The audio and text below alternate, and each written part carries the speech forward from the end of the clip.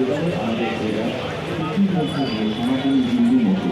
মানুষের শুদ্ধতা বা পবিত্রতার ধ্যান ধারণা উন্মেষ ঘটার মধ্যে ছাড়া এর পাশাপাশি পরিবেশ বান্ধবের বার্তা পৌঁছে দিতেও চাইছে, যার ফলে মানুষের মধ্যে শুভ বুদ্ধির উন্মেষ ঘটবে এবং সমাজ, দেশ ও বিশ্বের সমগ্র স্তরে একটি শান্তির বার্তা বরণ তৈরি হবে।